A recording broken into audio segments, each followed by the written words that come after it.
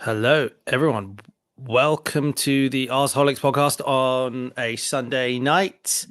Been a mad day of football today because Man United played Liverpool and it was just a ridiculous game, which we're going to get into a little bit later. Like Man United, as they have done so often this season, just defying any logic around how you can just get dominated in a game but somehow not lose.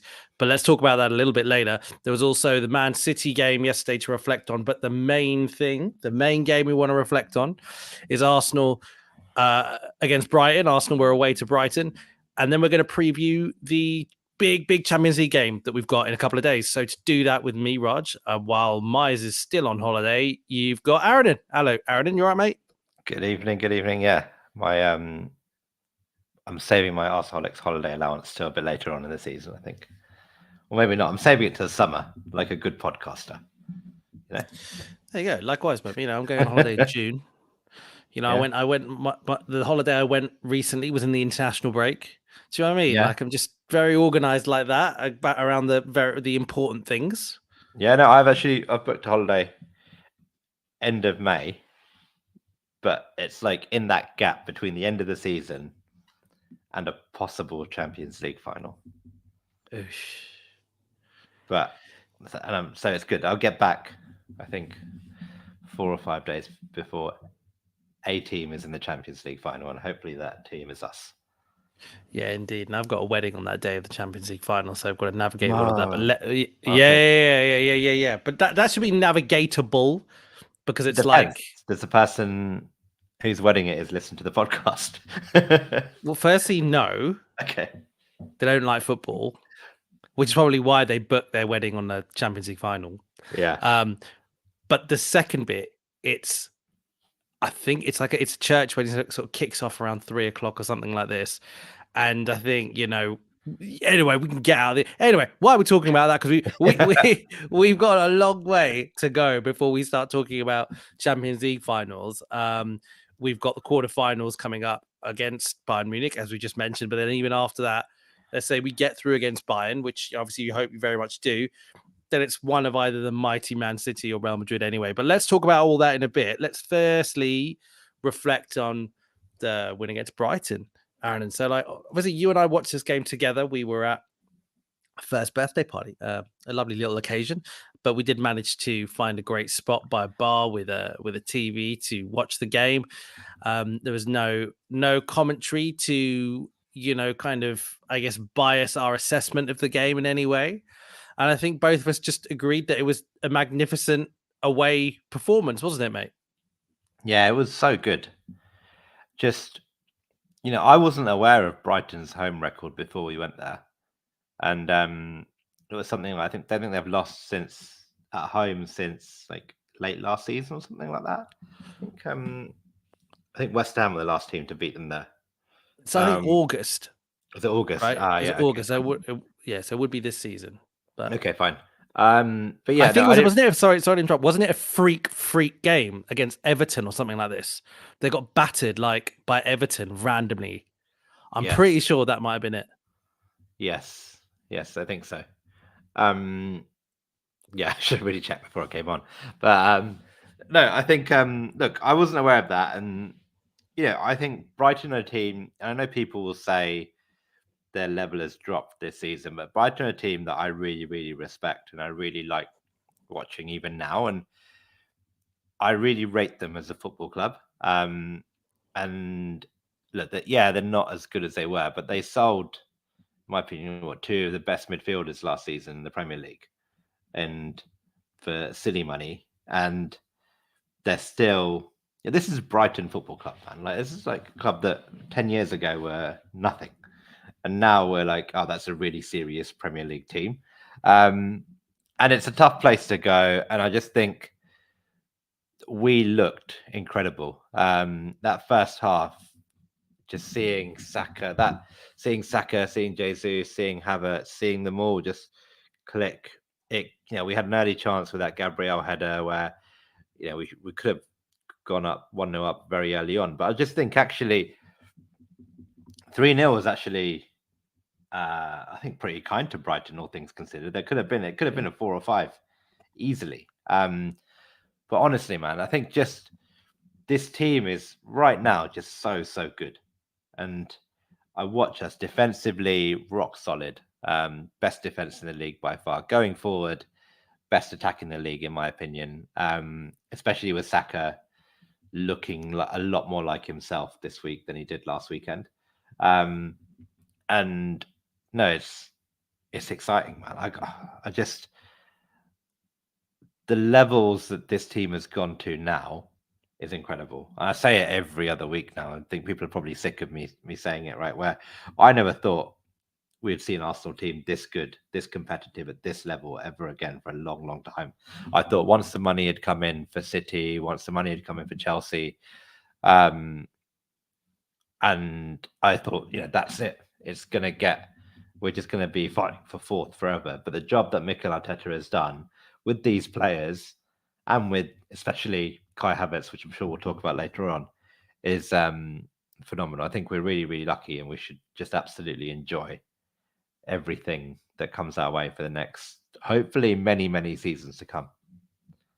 Yeah, I agree. I think there's so many complicated reasons with why I personally think we're not getting the credit we deserve generally in the media.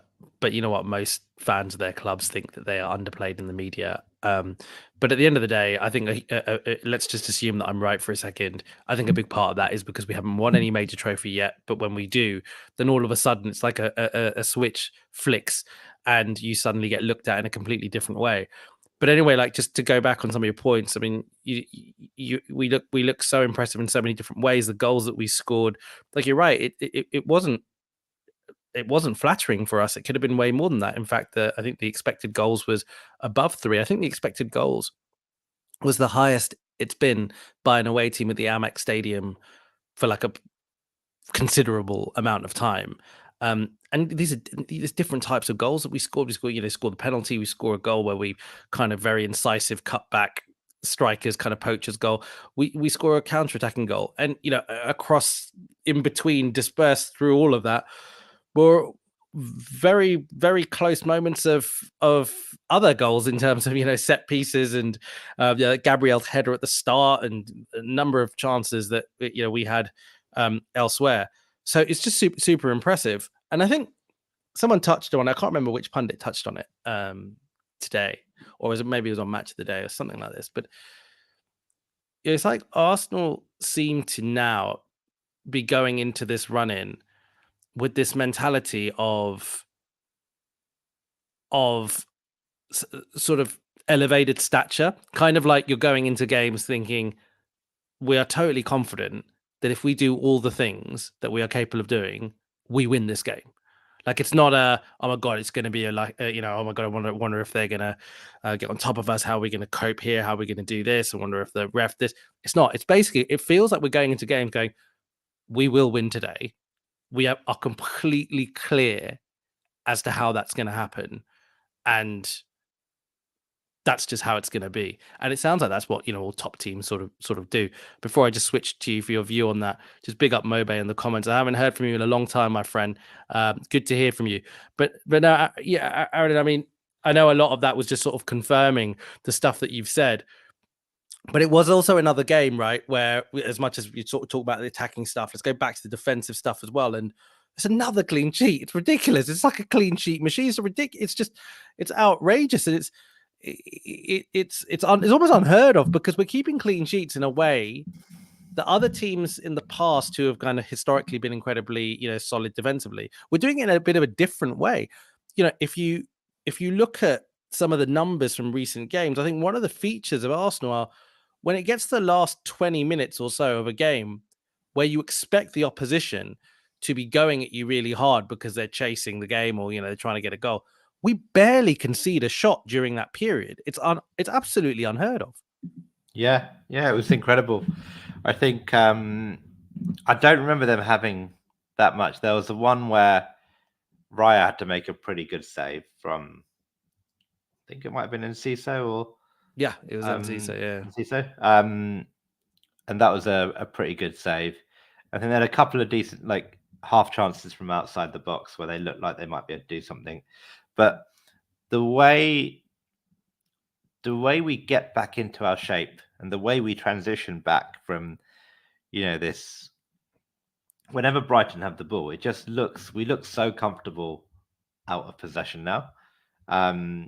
We're just an incredible out of possession team where I think if you're an opposition manager, you're really, really struggling to think how to score against this team, because this team is everything in terms of the individual qualities of all the players. We've gone through it so many times, right? You've got those two centre backs who are, I think, the perfect mix and perfectly complement each other, and then you've got Declan Rice in front of them, and then either side you've got two fullbacks. At least Ben White consistently, who, like you said last week, Raj, I think, who's just very, very good at a lot of things. And maybe he's not excellent at any one thing, but he's still very, very good at a lot of things. And then, this week we had Zinchenko. I think he still offers a lot, but we've got a choice of maybe two or three left backs now who can all offer something a bit different. So, and then you've got Declan Rice in front of them and everything else. And I think just like when we went 1-0 up relatively early on in the game, and my only worry was, if like at 1-0, you just worry that it could be some freak deflection from some silly mistake that someone will make that's been so uncharacteristic of this team that could cost us. But the minute we went 2-0 up, I was so confident we'd win. Which is so different from the Arsenal of old, even 2-3 years ago, where you're like, Arsenal 2-0 up. Like, do we really know how to behave going forward and how to hold a lead and how to shut out a team? But this team, I was just actually like, okay, it's 2-0 now. I don't think we're going to lose now. I think, if anything, it's going to be how many more could we get? And then we made the substitutions, and we were talking about this when we watched it together. But just the opportunities that open up when you've got a squad that is almost fully fit is tremendous. Right? You can bring on Martinelli off the bench. You can bring on Leandro Trossard off the bench. I don't know who else came on, but I think Eddie Nketiah got some minutes towards the end as well. And I think Vieira came on. Vieira came on. Yeah, Tomiyasu. I don't think Partey didn't make it off the bench, right? So that's a good point. Actually, didn't think of that. Yep. It's going to be really interesting to see how this team evolves over the next couple of weeks, because there are so many opportunities to just be really specific to the opposition that I'm just really confident that every time we can get that second goal, that we're not going to lose and we're going to win, because this defense is just so damn good. Yeah, completely. But like you said, like the squad giving us so many different options to be able to cater for the teams that we're playing against. But the subs against Brighton just meant that every situation the game was in, we were able to tweak it in a certain way to add a skill set that just made that, more solid. I mean, Trossard, like you say, he's such a great player to have on the break. And it's not necessarily because he is rapid, but he's so clinical on the break. As in, there are times. Yeah, I think he's a good finisher anyway. Don't get me wrong, but I think he's particularly a good finisher on the transitions. And overall, you've got to just say that Arteta, whatever he's schemed over the past few years, let's just assume that this was some master plan. That at some point he would get Arsenal to a place where you're almost looking at defensive perfection. It's there, right? It's like, and I think that what he's done to achieve that is phenomenal, because he's basically got not a defense or a back five that's playing elite, but they are. What he's done is he's got a whole team who understands how the defensive side of the game can work. I say can work because I'm not sure we've seen something like it before. We've probably seen, City to a certain degree do some of these things. And City, don't worry, City are world class. City are still, you'd say, a better team than us because of what they've achieved, etc. But I think from this defensive standpoint, it's a really interesting, unique way of setting up. And I really think that if we do win a major title, suddenly people will then look at, Arteta and Arsenal and go, oh my God, that's something incredibly unique. It's quite interesting because on, just even now on Sky, when they were sort of talking about elite managers, Well, it's so hard to find elite managers. It's so hard to find, and they're thinking about names like Pep and a Klopp, and they stop there. I saw that. Do you know what I Yeah. mean?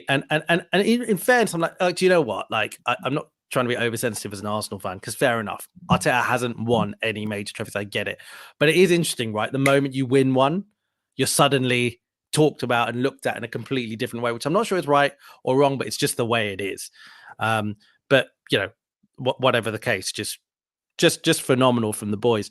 I mean, did it make you after the game think anything differently about this Arsenal side? Did you learn anything that you didn't know already? I wasn't sure what our mentality would be, I think, going into this run-in. And I wasn't sure if it would be a nervy one or a kind of confident run. And I think what I'm seeing now is I don't think this team is going to be phased by the run-in. And maybe we can talk a little bit later on about what it might mean psychologically for us now being chased rather than being the chasers. Mm-hmm.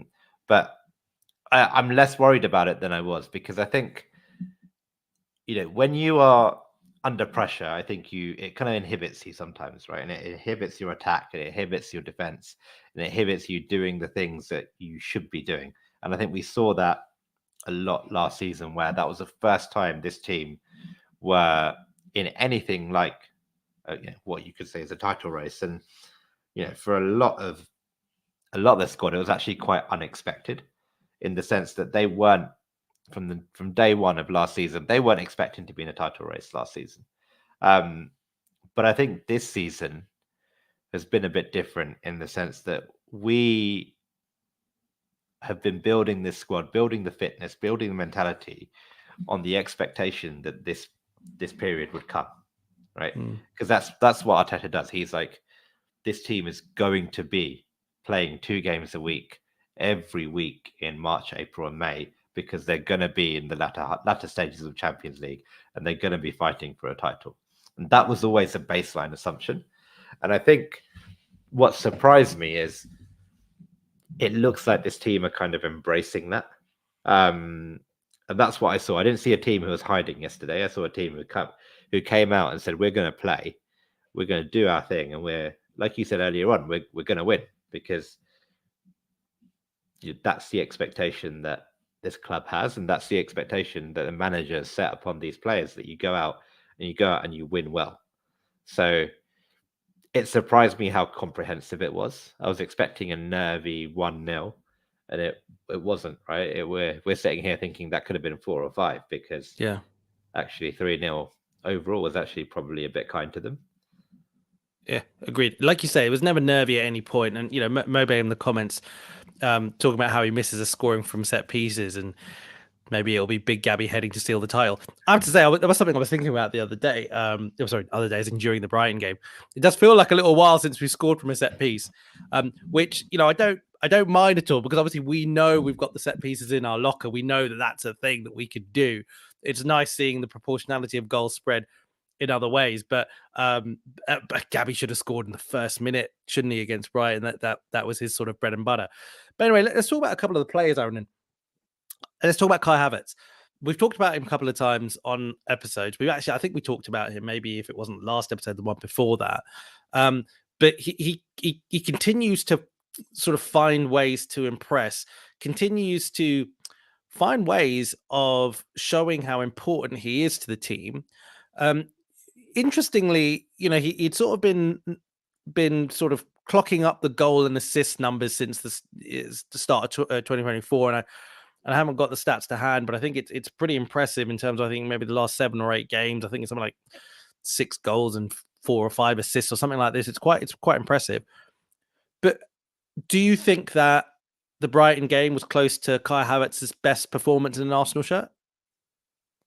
Yeah, definitely. For me, it was his best game for us. I thought he was, he was mature, he was technical, he was physical when he needed to be, and he took responsibility for that goal. that he scored. I think it was a lovely ball played in from Odegaard to Jorginho, and then the run he made, he kind of went in. He was going to go into near post, and then he kind of went round the defender, and then was prepared to like get physical, being surrounded by defenders to get his foot on the ball and put it in the net. And that is what we've actually missed from a striker for so long, is someone who's like willing to get stuck in, be physical, be technical, but ultimately be in the box, kind of to receive a cross, receive that cut back.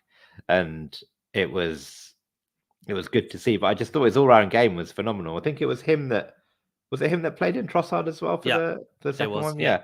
I mean, that was a bit, that was less, it was kind of the obvious pass that you had to play. And I would have expected him to play that pass, and he got it, but he got it right.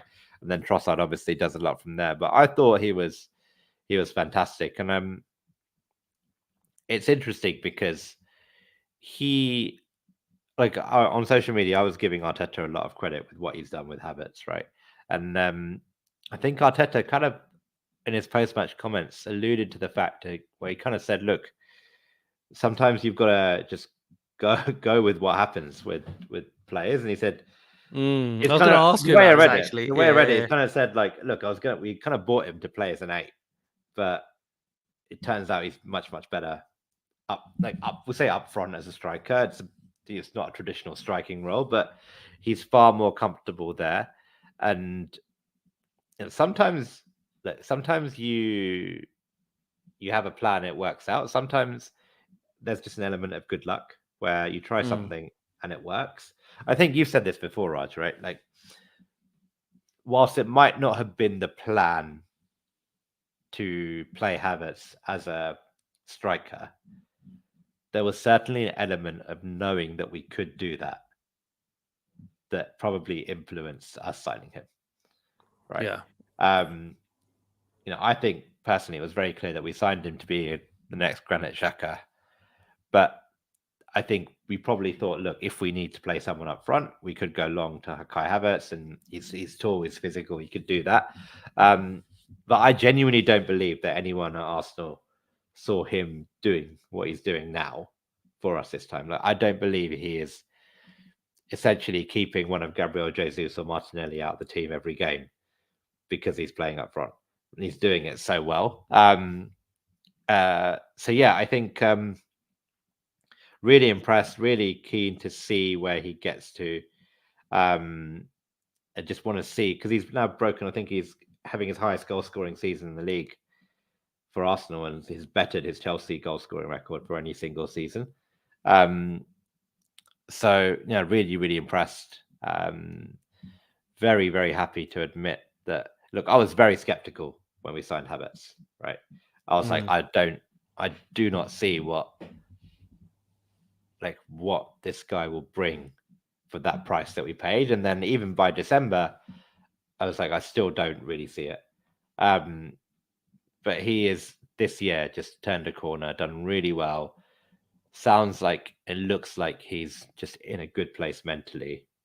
And I think his experience could be so crucial, because he's a player that's been there, done that in the Champions League. He's a player that's been, he's got that mentality of, I know how to get a team over the line.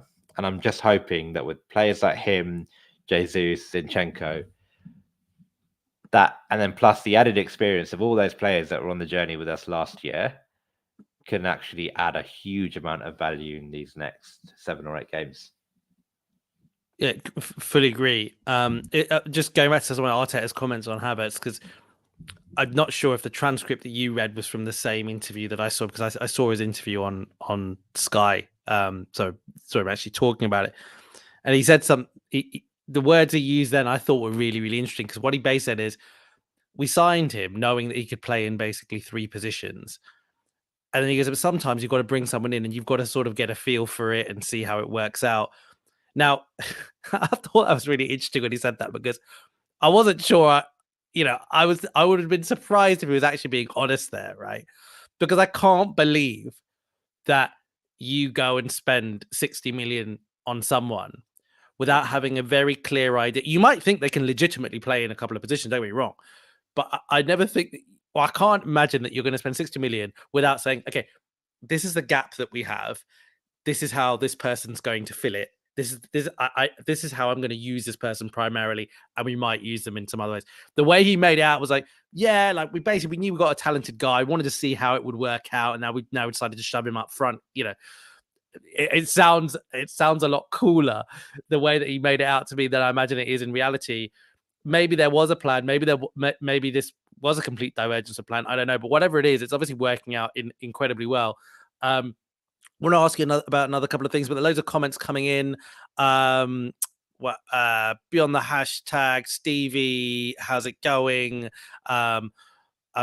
He would love a goal against Bayern this week. Yeah, talking about Kai Havertz. Well, yeah, absolutely. Because I mean, well, you know, not only obviously probably is there a bit of rivalry given he's a Leverkusen boy, but it does sound actually that Bayern Munich were quite interested in him in the summer. It was Bayern Munich and Real Madrid were the two other big clubs interested in. Allegedly, with Man City, pretty good sources indicated that City were interested in him as well.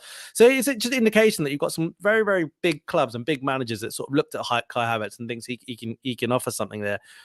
Who else we got here? We got Ruben here in the comments. Let me tell you a bit about Ruben. Ruben's here and he's saying champions. He's tagging a bunch of people in. Ruben is actually, he identifies as a Man United fan. He's one of these Man United fans who probably can't spell Manchester and has probably never been in his life. Ruben, I know that you're trying to jinx us here, but I think you've got your own stuff to worry about, mate. And you work on knowing who all the Man United players are and pretending you're a Man United fan. And also, Ruben's also a cowboy builder, and I've got a leak in the thing that he built me. So, Ruben, you need to come back soon and fix this leak. Otherwise, I'll report you to Cowboy Builders and tell them that you're just doing this business to dodge your taxes. But anyway, enough said about that. Let's move on. Russ, Bayern have had a bad season by the standards. They'll will be bang up playing for us. Yeah, we're going to talk about the Bayern game in a little bit. Just to complete the picture on the Arsenal game, Arsenal Brighton game, before we move on. Jorginho, I wanted to ask you about, right? So Jorginho, let's like cast our minds back for a second. We missed out on Caicedo in the January transfer window last season, and we then moved for Jorginho on a much kind of like lower priced deal. You know, clearly Caicedo who's much younger, Jorginho is much older, clearly, and there was questions as whether this is a little bit of a stopgap just to give the squad a little bit more depth for a temporary period of time. Granit Xhaka and Thomas Partey were starting central midfielders last season. So Jorginho last season, after he came in, it was very much a squad depth kind of role. You know, like if someone was injured, he came in out of those two. You know, just help the workload, give some experience to the team. Beginning of this season, we signed Declan Rice. So, you know, on paper, it looks like it's going to be maybe a Declan Rice Partey central midfield pairing. Havertz comes in. It suddenly looks like it's Havertz and Declan Rice, and Partey was playing right back a little bit at the start, and then Partey got injured anyway, whatever. Anyway. But since the start of the year, at least since the start of the year, it might have been before that, Jorginho is he's in our starting 11. He's in Arteta's first choice central midfield pairing. Even though Partey's kind of come back from injury, and I know that there's probably an element where he's still working back his fitness, Jorginho has been fantastic in this role, in this kind of foil to Declan Rice, in this sort of just water carrier Gilberto type kind of, you know, Makalele-esque kind of sort of, you don't even know he's there half the time, but he is there and he's shutting things out and he's just being really clever. Can we say a few words about him? How impressed have you been by Jorginho this season? Yeah. Honestly, I really wonder what Chelsea fans were thinking and feeling when they saw Jorginho setting up Havertz to score us a goal to take us 2-0 up in the game that puts us top, whilst they're struggling and fighting for a 2-2 draw against Sheffield United today. But he's another one of those players where it's like you kind of just sign these players who can do a job, and you know that they are always they're never going to drop below a 6 or 7 out of 10 in any game. And Jorginho is one of those players. And I think it's one of those where it's like you kind of sign the players and then you think, well, in this situation, I can do this and I can do this and I can buy players, and I've got players who can kind of play in multiple positions, and he has probably benefited from some of that, whilst also just being able to kind of do his thing himself. He's someone who does really well when they're up. I think with alongside another central midfielder. I think he's really benefited with being alongside a Declan Rice. And I think Havertz's story with him eventually vacating that left 8 role and kind of moving up front has kind of just meant that everything kind of just fits in quite nicely for Jorginho. And I think Arteta's really learned to trust and almost depend on him a bit in terms of when we need that control, when we need that stability, when we need the ability to keep the ball, move it forward, but also just have another defensively minded player when needed. He is Arteta's go-to guy. And no, it was great. I don't know what he was doing up where he was doing it and why he was making that run, but sometimes it works. And it was cool.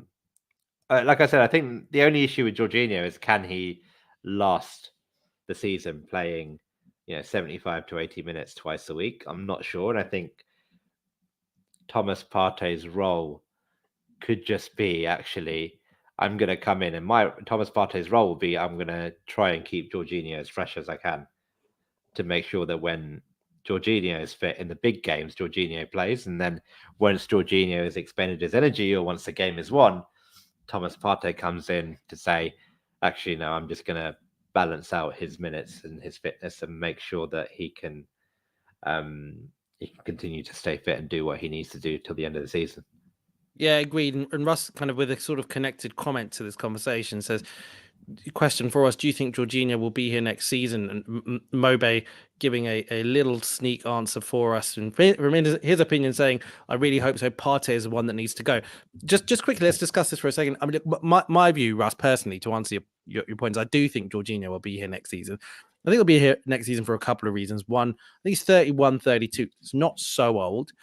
His role, I think, doesn't necessitate him having some ridiculous engine to, which will, more quickly declines with age. It's all about his brains and his experience. I think Arteta really, really likes him. Arteta always used to cite him as a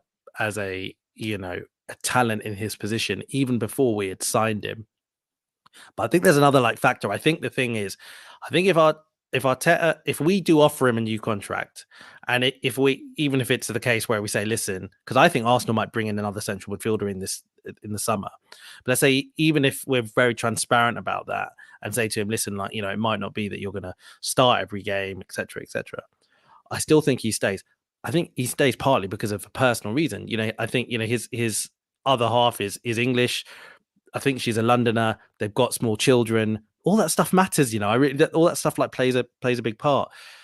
So I think he will. I mean, do you have an opinion on that, Aaron? And do you have any other thoughts on that? Yeah, I think if you had asked me at the start of the season, I would have said he's almost certainly off. But I think a couple of things, as alluded to in the comments, Partey will probably go. I think this is the last summer where we can probably make any money off Thomas Partey and get a reasonable fee for him.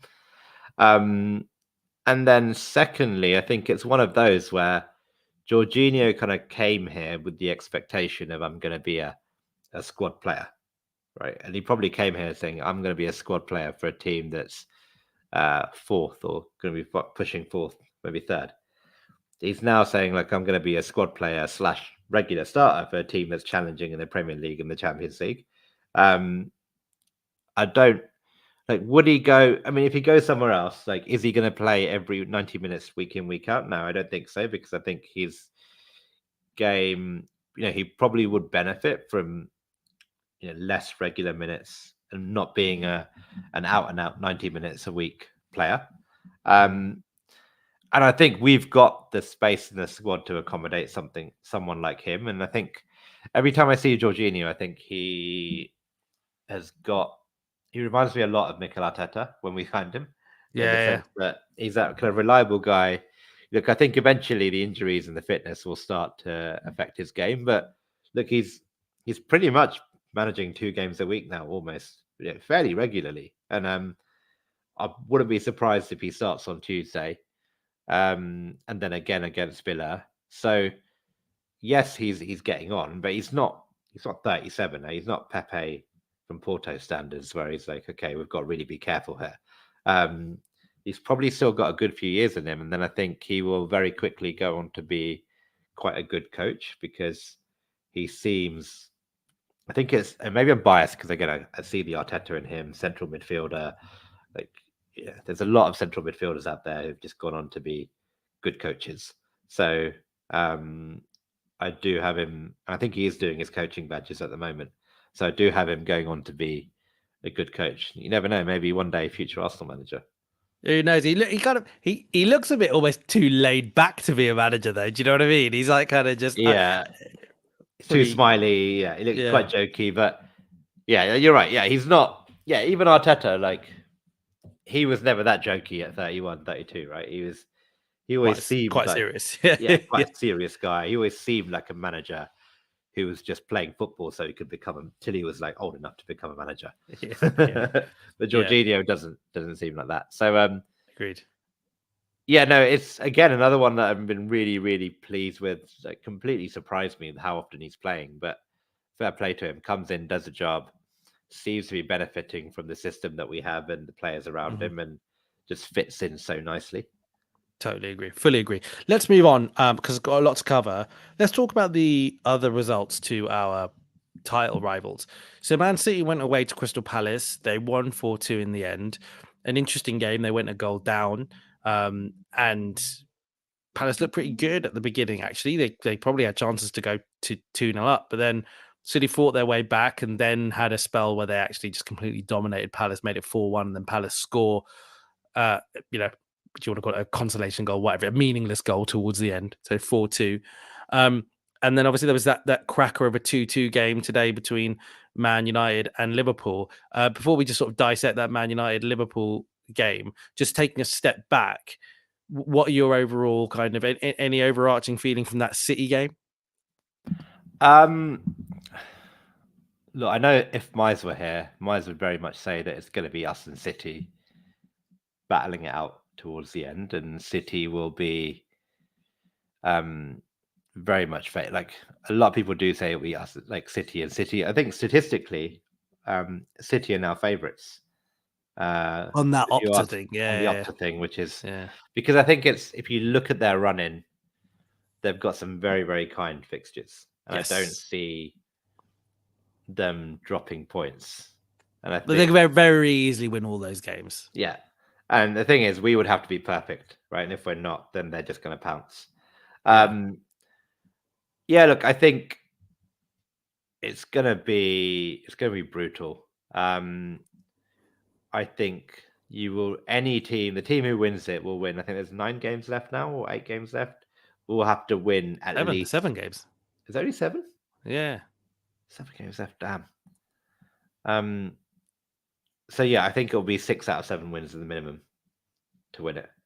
And even then, I think it's going to be 6 wins, 1 draw, and then we go from there. So look, it's going to be stressful. City look good. What's worrying is De Bruyne looks like he's finally coming into a bit of form again, which is also not good for anyone. Haaland has probably been a bit off it, and I think, yeah, that's just City for you, because they've gone all in on a player that doesn't really suit their system, purely on the basis that he's a world-class elite finisher, and sometimes he just won't get the ball, and then he won't finish, and then when he does, he might not mess up the finish. He might mess up the finish and not nail it, right? But he's still Erling Haaland, and he's still going to continue to get loads of goals. And then Rodri is just like ridiculously good. I'm just like, he had a relatively poor game against Palace, though. Yeah, well, yeah, but I still think he's just so important to how City play. I think he got mugged off the ball once by Ayew, I think, and Yeah, especially in the first half, he wasn't great. But then when City get going, he's just so Yeah. important. And side note, I was very impressed with how Havertz and Ben White last week just managed to just keep him quiet because, again, you stop him, then you just basically stop City. So if there was one thing I'd wish for in this title race is without being too malicious, a Rodri injury would, I think, completely change the title race. Well, evidently, you'd probably say the evidence suggests it would, because that's what happened when they, when he was injured. So you're spot on there. So pivoting onto the United game, so United Liverpool. So I think realistically, coming into the United Liverpool game, when we were talking about it beforehand, we were sort of thinking, well, even though United are crap, it's United at Old Trafford against Liverpool, and historically that's been a very similar fixture to United against Arsenal at Old Trafford. It almost does not matter how Man United are doing. For some reason or another, it's never an easy game for Liverpool or Arsenal, whichever one of those is playing. But it was such a baffling game today, wasn't it? Because the first half, United had a 0.00 XG. They had no shots, which I actually think in this case was a bit of a misleading stat. But I'm not getting into it. I mean, the point is they didn't have any shots. And to come out of that and still somehow manage to get a 2-2, it was a carnage game. And I guess we don't, we shouldn't break the game down because we don't have enough time to do that. But how do you think this result affects Liverpool? First, let me ask you that, because what I also want to ask you is a part B. Do you think Man United are still in the top 5 race? And therefore, do you think that could have implications on, I think, they're playing us. They don't have to play Man City, I don't think. They've got to play us. So, there's that part B. But let's focus on part A. What do you think that does for Liverpool? I think it will concern some Liverpool fans that their attack can't always bail them out of trouble every time. And I think that's what's been happening a lot over the last couple of games. Yeah, they had that last minute winner against Forest when Nunes scored in the 92nd minute or whatever. They were, I think, they were quite close against Brighton, I think, as well, wasn't it? Where Brighton played well against them, but again, Liverpool's just phenomenal attack just got them over the line. I think they won 2-1. And even against Sheffield United, they went 1-1 midweek, and then their attack got them out of jail. And it's the old thing that defenses win titles, and their defense just doesn't look robust enough to withstand any kind of real team that wants to have a go at them. The problem is that no team does, because they're so afraid of like Salah and co. So I do think that will just knock their confidence down a bit. And I think a team like Liverpool, if you do take away that attacking confidence, it does hurt them a lot. So psychologically, it could be a big, big blow for them. Now, practically, I don't think, I went onto the Liverpool forums. They were all like they just lost the league. They were devastated. I'm thinking, guys, you're joint top. It's just some goal difference. And I saw a couple of comments being like, no, I don't think Arsenal will concede a goal ever again this season. And so the defense is too good, which is like saying a lot about us and how some fans have picked up on it and how it's worried some fans. But look, I think that game was stressful, man. I think the main thing is I realized is that I don't think I can last till May. The nerves are absolutely killing me. If you just see me on the sofa, I was a complete wreck by the end of that game. But no, I think Liverpool are going to be right up there until the very last game. I think they'll just put this one behind them. They'll keep going.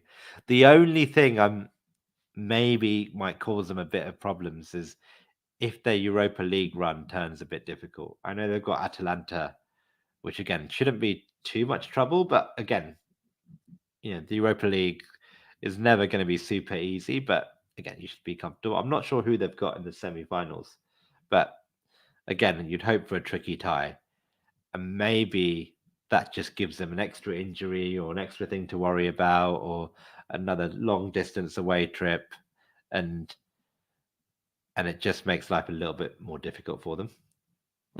Yeah, agreed. What do you think? Do you think it'll be? Do you think Liverpool will fade away, or do you think they'll be there till the end? I think they will be there to the end because I don't think their fixtures are particularly tricky. But when I say they'll be there to the end, because there's only 7 games left, right? Like I feel that they'll be there to the end because I don't think it's going to be a situation where suddenly they go on some spell where they just kind of continue dropping points because essentially if even if they drop, say, games in 2 more fixtures out of the next 5, mathematically they'll probably still be in it at the end. Do you know what I mean? So I think that like they'll still be there, but I think there's a decent chance that it sort of ends up more comfortably being in the hands of the other 2 teams. But listen, here's the thing, right? Like the part of the reason why I say that is just because I think right at this very point in time, I think that Arsenal are comfortably a better team than Liverpool are. But we know, like, in terms of who wins the league, it's who navigates the season the best way. You've got to be, good throughout the whole season. And again, probably go back to what I said just before then. It's about navigating the season in an effective way. They've got Klopp and they've just got the experience.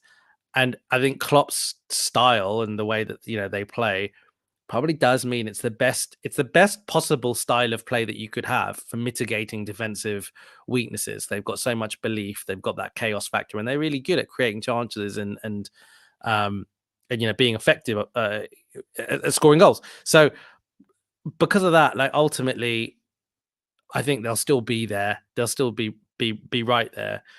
But I do agree with your point about the Europa League. I think the Europa League starts getting a little bit tricky. They'll probably get through against Atalanta, and I wonder who they'll draw afterwards. And if it's some sort of long trips, it's not going to be ideal. They've already got a squad that is somewhat stretched. Although I find it a little bit weird with Liverpool's kind of squad situation, because I know, for example, Alisson is out, and that's big because Alisson's brilliant, but Keller is a very good keeper. Trent obviously is an amazing footballer who's out. But like it feels like a lot of, like, today, for example, they started Konsa instead of Konate, who's fully fit. There's nothing to suggest that Konate is fully fit, and Liverpool fans would have you believe that Konate is like one of the best centre backs in the world. They put Konate almost on the same level as Saliba. Some of these fans. Now, I don't agree with them. I think they're on crack, but at the same time, I do actually think Konate is a very, very good centre back. Yeah, same. I really rate him. Yeah, and Klopp keeps Saliba out of the France squad, right? Well, yeah, like that. I mean, that's odd in itself, right? Like in terms of Deschamps' comments about that were quite interesting. But anyway, I digress. I think he's a very good player, but Klopp clearly for a game like this against Man United went, "Nah, do you know what? I don't think he's right. I think I'm going to play Konsa, who's still quite a young player, and Konsa ends up making a pretty significant error, which leads to a goal. Now, I'm not saying that it's entirely his fault, and hindsight's a wonderful thing. But it wasn't in, like, for example, today's result against United, it wasn't because of injuries. Like, Klopp selected that team. He could have selected a team that was very, very strong, like, and he sort of did. But anyway, my point is they are an interesting side who I think that ultimately, like, have some kinks, probably a few more kinks in their armor than the other two, which is maybe why potentially I think that they will fall off and be the sort of, although they'll be there at the end, I think it will be in the hands of the other two, if that makes sense. Yeah, the other thing I'd say, no one's really picked up on this, which is obviously Klopp is leaving. And, the story is they want to win it for Klopp. They want to win it for Klopp. I do wonder, if it starts to get to like 2 games left till the end of the season, I wonder if just some of these levels might start to drop because psychologically they're like, this manager's not going to be here come next season. Yeah. And actually, maybe that just means that actually, like, obviously they want to win it for themselves, right? But how invested are they in this? I want to win it for Jurgen Klopp. I want to win it for the gaffer story. And when things are a bit hard, when they're under pressure, or maybe you're not playing, how motivated are you going to be to just give that extra 5% to get over the line? How motivated are you going to be when you've got the Euros coming up in 3-4 weeks and you want to play for the national team, and actually you might just have an eye on the summer as well, because actually that your manager's not going to be here. Whereas with the other two teams, they're not going to let the standards drop, because they know that actually no matter what you do, if you mess up, you could be gone in the summer. And no one's really spoken about that, and it does tend to have an impact usually for some managers. But look, I think it's a long shot, put it that way. I think Jurgen Klopp is good enough where he's not going to tolerate that. And he seems to really have the club and the players really behind him. But you never know. Like, with a little bit of pressure, title races do weird things to players and teams. And let's see. It does. Before we go into the Champions League, just to wrap up with some of the comments, a really interesting one. Russ, I've just skipped to this comment from Russ saying, I think that some of the Liverpool team might leave on the back of Klopp going. I think it's a very good point, Russ, actually.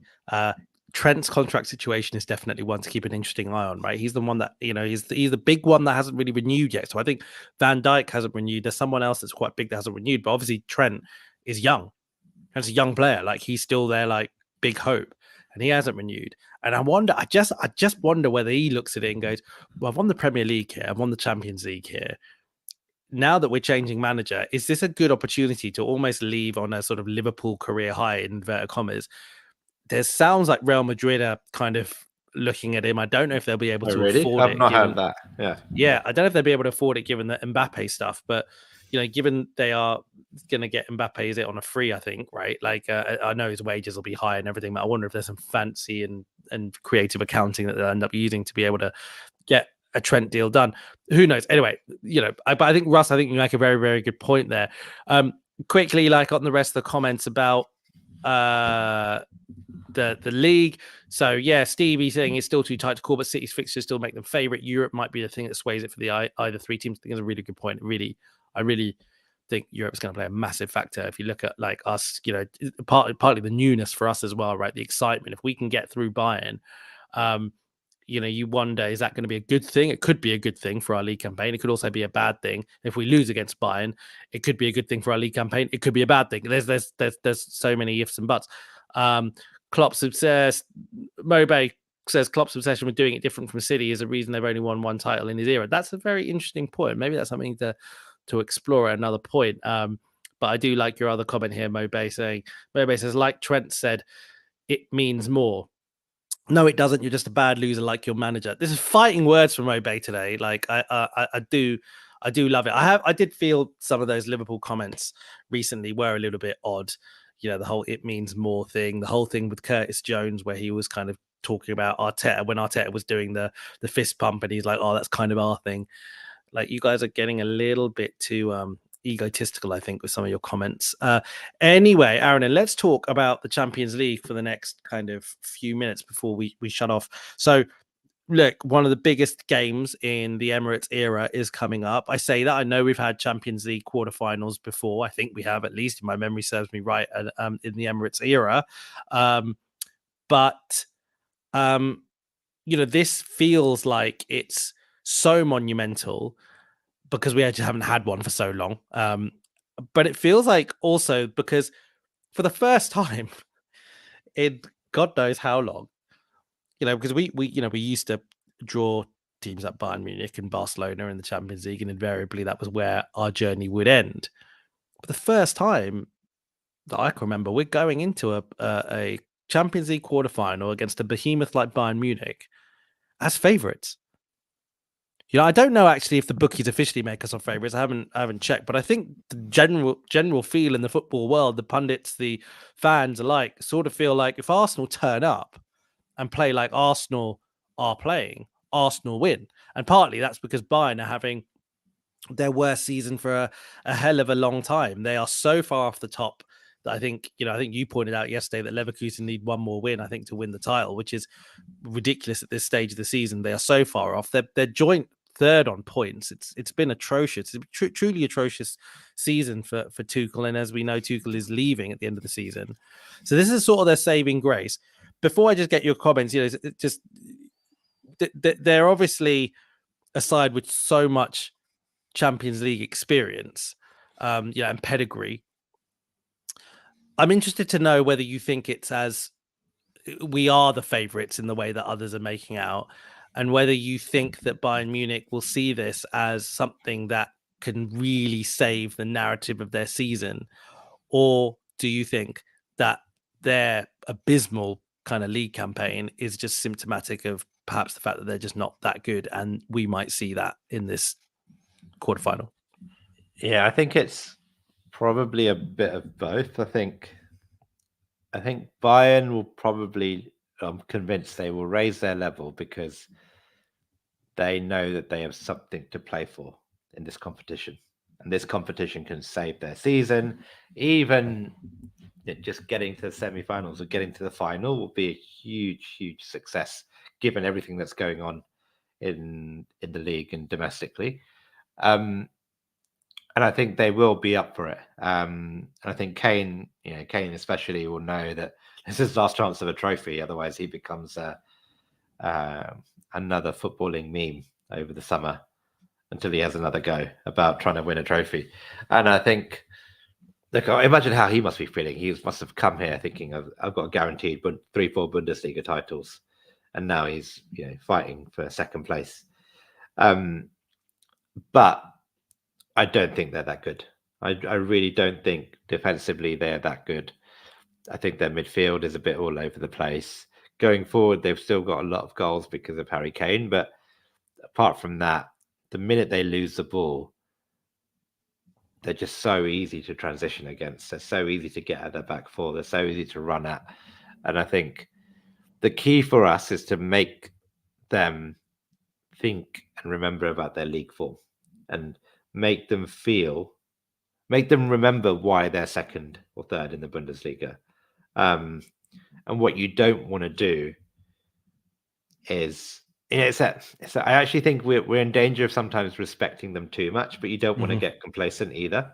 I think if we treat them like teams have been treating them in the Bundesliga this season, which is, okay, yes, you can hurt us, but we're actually going to come and have a go at you because we know we can get at your defense.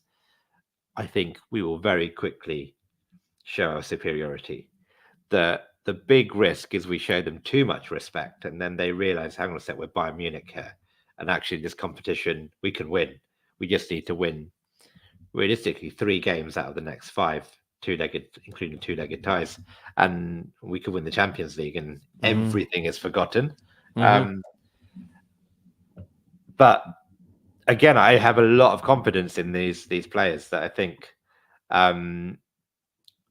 that they'll be prepared, they'll be ready. The centre-backs will know exactly how to handle Harry Kane. And I know he's had a bit of success against us, and he'll probably get his customary penalty and he'll probably score. But I just think if our attackers are on it, Havertz, Saka, I think Saka could have a lot of joy. And I really hope Martinelli starts on Tuesday because, again, I think he can really have a lot of fun against that Bayern defense. And I think it could be a really special night with no away fans as well. So that could be 60,000 Arsenal fans for the first time in a game, a home game, and it could be really special. Yeah, we can't underestimate that fan bit. Yeah. I think that the fan element will be really interesting because think about this psychologically, right? I appreciate that Bayern might go into this and kind of feel like this is our saving grace, this, that, and the other. But whatever said and done, this is a team that's confidence is probably pretty shot, regardless of whether they've got some players who've experienced some good times and really know how to navigate sticky situations. This is the stickiest. They've not been in a situation where they've been this bad in the league. And there's one of their directors, I can't remember his name, he made this comment, I think today or yesterday, which I read, which I think says a lot, where someone asked him, I think, about the new manager situation at Bayern, and he basically just said, like, I don't effing want to talk about the new manager situation. Like, we've just lost. Because remember, like you said yesterday, they lost 3-2 after being 2-0 up to a team that I can't even remember what their name is now. It's not Hoffenheim. I'm getting it confused with Hoffenheim, but it's like another team that begins with H. Heidenheim. Heidenheim. Sorry, Heidenheim. no disrespect to Heidenheim. Heidenheim were 2-0 down and won 3-2. And he's basically saying, look, I don't want anything want to talk about the manager. Like, with all respect to Heidenheim, we're about to go play a team who are a level above Heidenheim. We need to, like, get our act together, otherwise we'll get slapped. He basically said words like that. And I think that's absolutely true. If you think about it, right? Like that, and this comes to the respect point that you said. We really should not be showing them the respect that maybe their stature would deserve. We need to show them the respect that their performances this season deserve, which is that we are the favorite because we are a better team than they are. Full stop. You know, and the only thing that I think is that concerns me a little bit is I do think there's a strong possibility that over the last couple of weeks they knew that the Bundesliga was done and they have been in Champions League prep mode. And part of the reason why I say that is actually if you look at their alleged injury list. So I don't know if you noticed, but in their game on Saturday, they didn't even name a full bench. They basically named, I think, about 5 people on the bench. And I think something like that. But you can name, like, I think 9 or 10 people on your bench. They didn't name, they didn't put kids on or whatever. And if you look at, therefore, the list of players out, list of players out was very long. Now, a couple of these injuries are known long term, are known, not necessarily long term, but known injuries that are definitely legitimate injuries, and they won't be available for Arsenal. I think like Sasha Bowie, who's their sort of new right back, I think he's injured and won't play. But there's some of these other injuries where it's a bit like, I'm not really sure, are they fit? Are they not fit? Is this some just kind of resting game with all the chips going on the Champions League, basically? Like people like Neuer, for example, I think there's question. He wasn't in the squad at all, but I think there's a question mark as to whether he was just being, he was something not quite right, but he's being protected for the Arsenal game. Eric Dyer, I mean, unbelievable that, we would sort of say that, let's talk about this, but were they protecting Eric Dyer because there wasn't necessarily a reported injury, but he wasn't available at all for their last game? There's a couple of others. So the only concern from that perspective is, yes, that they are taking the Champions League so seriously that they have been preparing for weeks on tactics, on like little kind of combinations, on whatever. And at the end of the day, with the best will in the world, and I'm sure Arteta, as much of a workaholic as he and I imagine the coaching staff are, I think we have been taking our Premier League games very professionally, and I think we have been preparing for them properly. And I don't think, therefore, there would have been that much capacity for us to prepare for Bayern Munich in a way that we would have if, say, we had a week or 2 weeks to do it in. So that's my only, like, my only couple of concerns. Otherwise, mate, like, on paper, like just on the basis of where Bayern Munich are now, from what we have seen of them in the Bundesliga, to where Arsenal now, of what we are doing right now, whatever, in the Premier League, mate, it should be a convincing victory if we get our head right. It should be, yeah. I'm really excited. I think we've kind of, with the Porto win, naturally, it was one of those where it was our first knockout game in a long time where we just had to get through no matter what. I think this one is like, can we have an opportunity to really show all of Europe what we're about? Because we didn't really do that against Porto for various reasons, and Bayern are not going to do what Porto did for various reasons, but they don't have those kind of defenders, they don't have that kind of coach, they don't have that kind of mentality as a club. So they're going to come and they're going to try and play. They're going to do their thing. They'll probably be a bit more reserved and Tuchel will have them well drilled, but they will come and try and score and try and play their game. And I think we have a real opportunity, because when that's happened in games at home, we've looked really good. Against Liverpool, even when Liverpool came, even Brighton yesterday, they tried to play, and we cut through them and we did really well. And I think, again, I really want to see what Saka can do. I think this could be a big night for Bukayo Saka. Yeah. I can see him really just turning it on and showing all of Europe why he is one of the best, young players in the world. So yeah, I'm excited, man, because I just don't think Bayern are that great, except Harry Kane, and that's the thing, right? He is up there with one of the world's best strikers, and as good as Gabriel and Saliba are, they will be prepared for him. He has the ability to just nick a goal, and maybe it's 2-0, and then he gets 2-1, and then all of a sudden the tie is a bit different. Let's see. I mean, even there at their place, I'd be confident of getting a result, because I really do rate our defense that much. But let's see. Again, it's new for us. It's new for us as fans. It's new for the players. Not many of these guys, except maybe Havertz and Jesus Zinchenko, probably have played in the Champions League quarterfinal. So Georgie. And Jorginho, of course, yeah. So maybe the team might actually just reflect that, and we maybe might see Zinchenko start. You might see Jesus start. Yeah, let me turn it around on you. Who do you think will start? I would be surprised if he goes for Zinchenko based on the reason that you said. Like, I'd be surprised if he goes, do you know what? He's got experience in the Champions League, so I'll play him. I don't think so. I feel like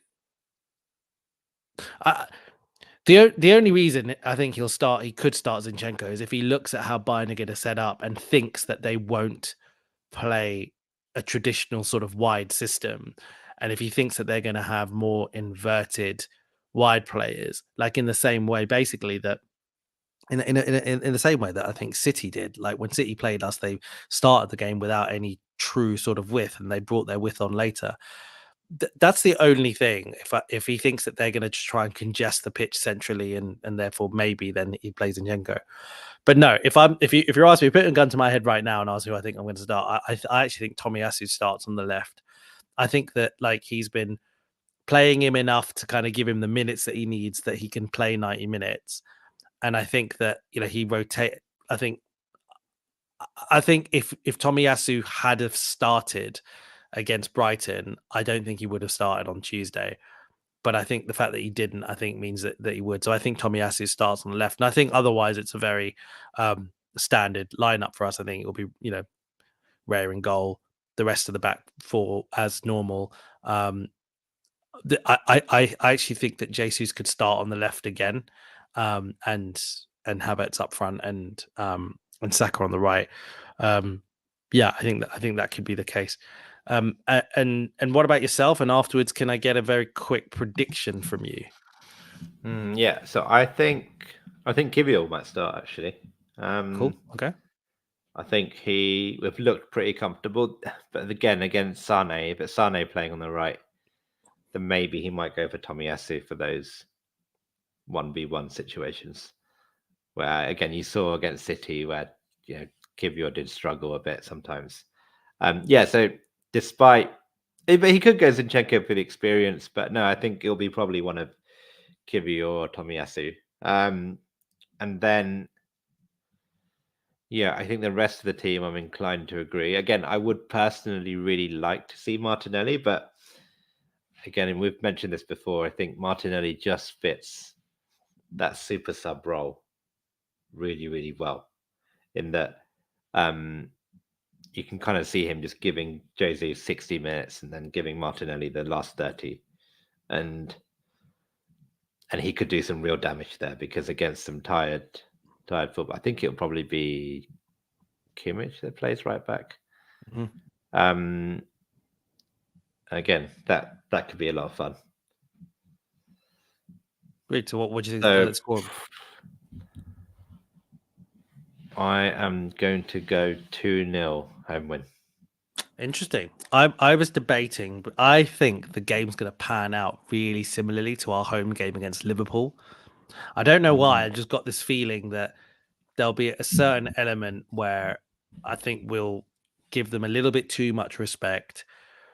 There'll be something that isn't quite as as fluent. So I think that it will be 1-1 at half time. And I'm tempted to say that it's going to be 2-1 as opposed to 3-1 as what it was against Liverpool. But you know what? Fuck it. I'm going to go with 3-1. I am going to go with 3-1. I'm going to go 3-1. I'm going to say 1-1 at half time, and it's going to go 3-1 at the end. Yeah, I'm pretty sure Mize was drunkenly texting us saying we'd score 3, we'd win 3-0 or something like that. Oh, okay. So maybe Mize... I think he was tweeting we would score at least 3. Okay. So okay, I'm going to speak on behalf of Mize and pretend that he predicts 3-0. Very good. And sadly, Mize won't be there on Tuesdays. He'll still be abroad. But you and I will both be there with D'Artagnan of the Arseholics, Nero, the enigma that is Nero, who is never on the podcast. However, he was at the Brighton game, and he is going to be at the Bayern Munich game in Mize's seat because Mize is unable to make it. But great, cool. And just listen, to finish the podcast off, I'll leave you with a comment from Stevie at the bottom there saying, this Arsenal team being good is still too new to me. I can't go into any big game fully confident, but this team settles me after the first 5 time and time again. You know what, Stevie? I think that probably summarizes where a lot of Arsenal fans are at the moment, particularly the first sentence. I think that we are pretty surprised as a fan base with how good this team is. And because of what happened last season, I feel like, we are very, very cautious. And I think maybe rightfully so for our own self-preservation. But I think that I said this on Saturday after the Brighton game, and I really do feel it. I feel like it will be a travesty if this team finish the season without a trophy. And it's very likely that could happen. Like, it really could happen. But I'll be really disappointed because I think right now we're playing at this level that, and it's not form. It's not like we've randomly hit a good bit of form. It's the system that's in place. It's the habits that are in place. It's everything. Like, we are as good as we are right now. It sounds like a silly thing to say, maybe, but I'm saying we're not overperforming on XG, for example. We're not randomly creating lots of chances. We're not winning games because other teams are making silly mistakes. It's not that. We're actually just really good, and it's daunting. It's scary. It's exciting. It's all those things. But you know what? Like, let's really, really hope we can come out this season with something, because I think if we do, then we'll start believing a lot more next season. When we are good, we'll believe that we're good. But anyway, Aaron, and any final comments before we turn off for the night? No, I couldn't have put it better myself. So maybe let's wrap up and we'll see you after the Bayern game. See you after the Bayern game, everyone. Enjoy yourselves, and hope we Arsenal have a fantastic game and we can all enjoy our week afterwards. And then, geez, and I don't know if we will record after that until we play Villa, which is our next home game. So we might not talk to you all before Villa. But yeah, crazy games, thick and fast. Villa's not going to be easy either, but we do not have time to preview that right now. So cool. All right, everyone. Talk to you later. Thank you for joining us. Really appreciate all of the comments, by the way, and all the interactions. Like, love you guys. A lot of old timers there who I haven't spoken to in a while, who we haven't had the pleasure of seeing on the pod for a little while. So, like, thank you, everyone. And Russ, thank you again, as always. Cheers, guys. All right, take it easy. Bye-bye. Bye.